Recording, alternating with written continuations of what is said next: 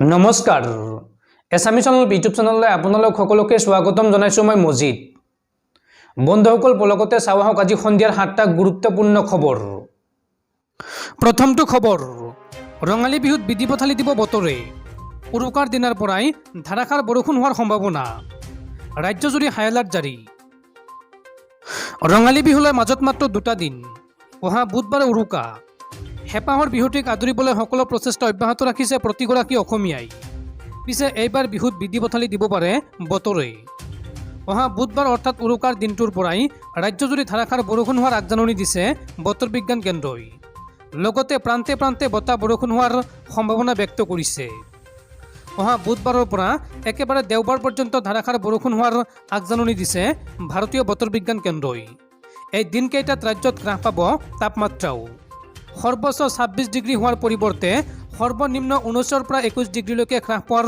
সম্ভাৱনা আছে ইফালে আজি আৰু কাইলৈৰ দিনটো প্ৰায় ডাৱৰীয়া হৈ থাকিব আকাশ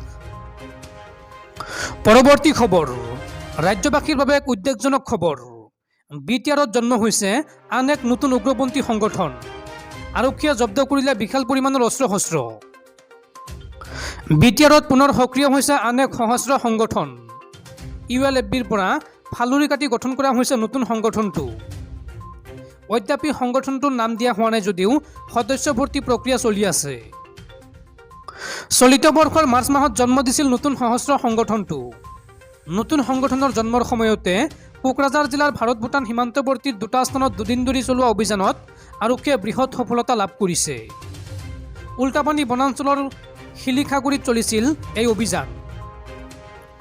অভিযানত উদ্ধাৰ হয় 7টা অত্যাধুনিক মাৰণাস্ত্ৰ আৰু বিপুল পৰিমাণৰ সজীৱ গুলী মেগজিন জংগলৰ ভিতৰত গাঁত খান্দি প্লাষ্টিকৰে মেৰিয়াই থোৱা অৱস্থাত উদ্ধাৰ হয় বিপুল পৰিমাণৰ অস্ত্ৰ ভাণ্ডাৰ ইয়াৰে 4টা AK-47 ৰাইফল এটা M16 ৰাইফল এটা টেলিস্কোপ স্নিপাৰ ৰাইফল এটা চীনত নিৰ্মিত অটোমেটিক চেৰিলি ৰাইফল 130 জাই AK-47 ৰাইফলৰ সজীৱ গুলী আৰু 5টা মেগজিন বিটিআৰৰ IGP LR বিঞ্চই এখন সংবাদমেল অনুষ্ঠিত কৰি এয়া অসম আৰক্ষীৰ বিশেষ সফলতা বুলি দাবী কৰিছে সংবাদমেলত SP প্ৰতীক বিজয় কুমাৰ থুৱে আৰু অতিৰিক্ত আৰক্ষী অধীক্ষক সৰজিৎ সিং পানেছাৰ উপস্থিত থাকে পৰৱৰ্তী খবৰ দেশৰ সৰ্বোচ্চ উচ্চতাত অৱস্থিত ৰপৱেত ভয়ংকৰ দুৰ্ঘটনা দুগৰাকীৰ মৃত্যু আৰু আবদ্ধ হৈ আছে 48 গৰাকী লোক কালি ঝাৰখণ্ডৰ দেৱগড়ৰ ত্ৰিকুট পাহাৰত এক ভয়ংকৰ ঘটনা সংঘটিত হৈছে ৰপৱে দুৰ্ঘটনা সংঘটিত হৈ 50ৰো অধিক লোক আবদ্ধ হৈ পৰে লগতে দুগৰাকী লোকে প্ৰাণ হেৰুৱায় ত্ৰিকুট পাহাৰস্থিত ৰপৱে দুৰ্ঘটনাত দুগৰাকী মহিলাই প্ৰাণ হেৰুৱালে আনহাতে আহত হৈছে 8 গৰাকী লোক আহত লোকসকলক হাস্পতালত ভৰ্তি কৰা হৈছে ইতিমধ্যে সদ্য তথ্য অনুসৰি বৰ্তমানেও 12টাকৈ ৰপৱেৰ কেবিনত 48 গৰাকী লোক আবদ্ধ হৈ আছে যিসকলক উদ্ধাৰৰ বাবে হেলিকপ্টাৰ ব্যৱহাৰ কৰা হৈছে ড্ৰোনৰ সহায়ত আবদ্ধ হৈ থকা লোকসকলক খাদ্য পানী আদিৰ যোগান ধৰা হৈছে পুৱা 5 বজাৰ পৰা আৰম্ভ হৈছে এই উদ্ধাৰ অভিযান ৰপৱেৰ কেবিনত আবদ্ধ হৈ থকা কিছুমান লোকৰ স্বাস্থ্যৰ অৱনতি ঘটিছে বুলি জানিব পৰা গৈছে উল্লেখযোগ্য যে ত্ৰিকুট পাহাৰত অৱস্থিত এক মন্দিৰত নৱৰাত্ৰি উপলক্ষে অনুষ্ঠিত হোৱা পূজাত অংশ তথা মন্দিৰ দৰ্শনৰ বাবে গৈছিল লোকসকল কালি নিশাৰ পৰা 12 ঘণ্টাৰ অধিক সময় তেনেদৰে আবদ্ধ হৈ আছে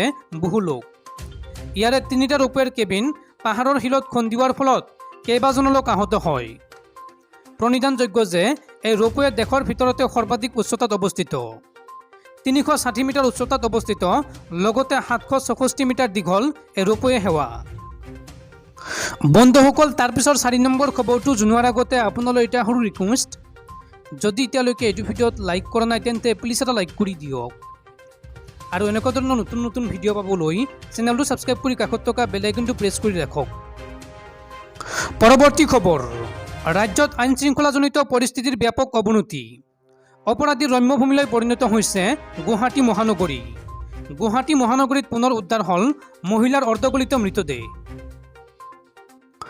গুৱাহাটী মহানগৰীত আইন শৃংখলাজনিত পৰিস্থিতিৰ ব্যাপক অৱনতি বিগত 24 ঘণ্টাত গুৱাহাটী মহানগৰীত পঞ্চমটো মৃত্যুৰ খবৰ পোহৰলৈ আহিছে বাঘৰবুৰিত উদ্ধাৰ হৈছে মহিলাৰ অৰ্ধগলিত মৃতদেহ উদ্ধাৰ হোৱা মৃতদেহটো কাবেৰী হাজৰিকাৰ বুলি চিনাক্ত কৰা হৈছে গংগা শান্তি এপাৰ্টমেণ্টত উদ্ধাৰ হৈছে কাবেৰী হাজৰিকাৰ মৃতদেহ। অন্যহাতে বাগৰবুৰিতে মুমূৰ্ষ অৱস্থাত উদ্ধাৰ হৈছে আন এগৰাকী মহিলা। মুমূৰ্ষ অৱস্থাত উদ্ধাৰ বিনাৱালা হাজৰিকা নামৰ মহিলাগৰাকীক। ঘটনাস্থলীত উপস্থিত হৈছে দিছপুৰ আৰক্ষীৰ লগতে ৰাজহ চক্ৰৰ বিষয়া। বিনাৱালা হাজৰিকাক চিকিৎসালয়লৈ প্ৰেৰণ কৰা হৈছে। ইয়াৰ পূৰ্বে পুৱা গান্ধীবস্তি আৰু বামুণী মৈদামত দুটাকৈ মৃতদেহ উদ্ধাৰ হৈছে। দেওবাৰে সন্ধিয়া বৰগাঁৱত সংঘটিত হৈছিল হত্যাকাণ্ড। পৰৱৰ্তী খবৰ, অত্যাৱশ্যকীয় সামগ্ৰীৰ পিছত এইবাৰ বৃদ্ধি পালে সোণৰূপৰ দাম। সোণৰ মূল্য আজি ঊৰ্ধ্বগামী ৰূপ ধাৰণ কৰে। বছৰটোৰ ভিতৰতে সৰ্বাধিক মূল্য হয় সোণৰ। আজি 53,000 ঘৰ পাৰ কৰে সোণৰ মূল্যই। ৰাছিয়া ইউক্ৰেইনৰ যুদ্ধৰ বাবে পেট্ৰল ডিজেলৰ লগতে অন্য সামগ্ৰী আৰু এইবাৰ সোণৰ মূল্য সৰ্বাধিক স্তৰত। সোণৰ লগতে ৰূপৰ ধাতুৰ মূল্য ঊৰ্ধ্বগামী।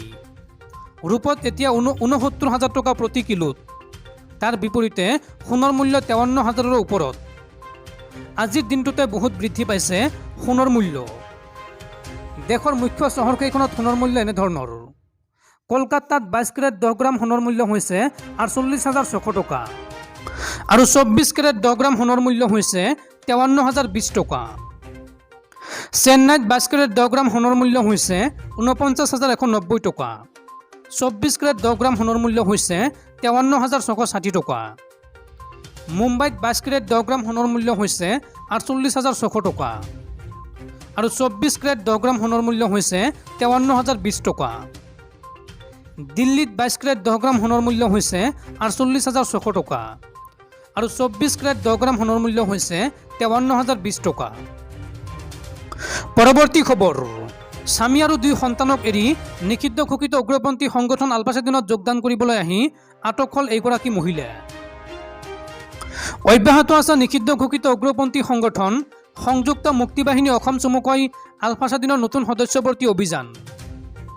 বিগত কিছুদিনৰ পৰা উজনি নামনিৰ বহু যুৱক যুৱতীয়ে সংগঠনটোত যোগদান কৰা বুলি খোদ ৰাজ্যৰ আৰক্ষী সঞ্চালক প্ৰধান ভাস্কৰ জ্যোতি মহন্তই স্বীকাৰ কৰিছে।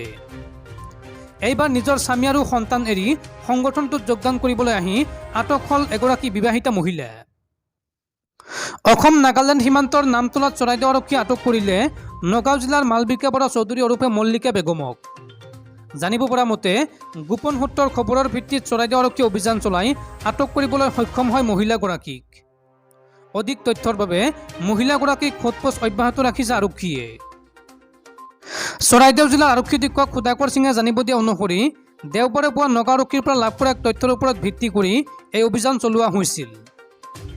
জিলাখনৰ অতিৰিক্ত আৰক্ষী অধীক্ষক অমিতাভ বসুমতাৰীৰ নেতৃত্বত জিলাখনৰ অসম নাগালেণ্ড সীমান্তত অৱস্থিত নামতলাত অভিযান চলাই 2টি সন্তানৰ মাতৃগৰাকীক আটক কৰিবলৈ সক্ষম হয়। জানিব পৰা মতে দীৰ্ঘদিন ধৰি সামাজিক মাধ্যমত সংগঠনটোৰ হৈ প্ৰচাৰ চলাই আছিল ধৃত মহিলাগৰাকী। ইয়াৰ মাজতে সংগঠনটোত যোগদান কৰাৰ উদ্দেশ্য নগাঁৱৰ পৰা সোণাৰী নামতলা হৈ নাগালেণ্ডৰ মন জিলাত প্ৰৱেশ কৰিবলৈ লওঁতেই আৰক্ষীয়ে আটক কৰিবলৈ সক্ষম হয়। পৰৱৰ্তী খবৰ, মুখ্যমন্ত্ৰী হিমন্ত বিশ্ব শৰ্মাৰ গুৰুত্বপূৰ্ণ ঘোষণা। গুৱাহাটী মহানগৰীক লৈ বিজেপি চৰকাৰৰ 10টা বৃহৎ সংকল্প।